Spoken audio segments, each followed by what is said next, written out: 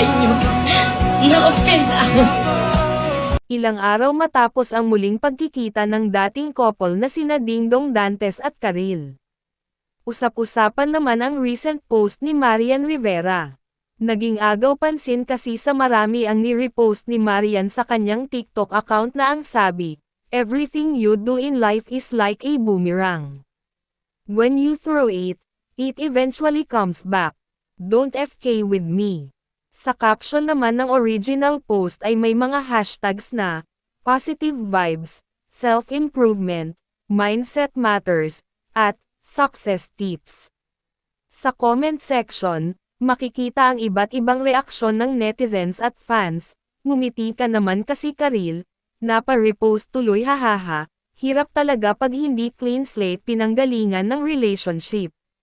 Nakuha mo na't lahat yung lalaki, pero hindi pa din secured ang feeling. 2 days ago niya pa repost ito.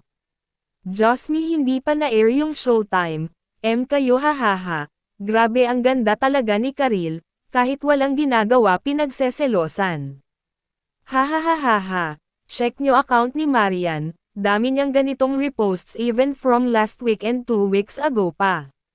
Not everything is about Karil, laughing emojis, magugunitang nagsulputan ang iba't ibang posts at video edits ni Dingdong at Karil nang mag-guesting ang Kapuso Primetime King sa nasabing noontime show kasama si Charo Santos para sa promo ng kanilang pelikula.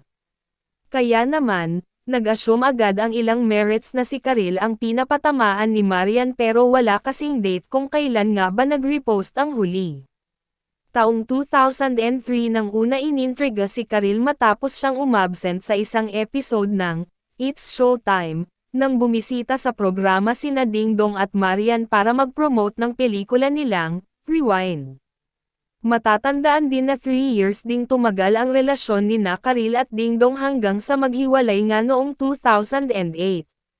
Sinisi ng kanilang fan si Marian na siyang third party umano sa breakup.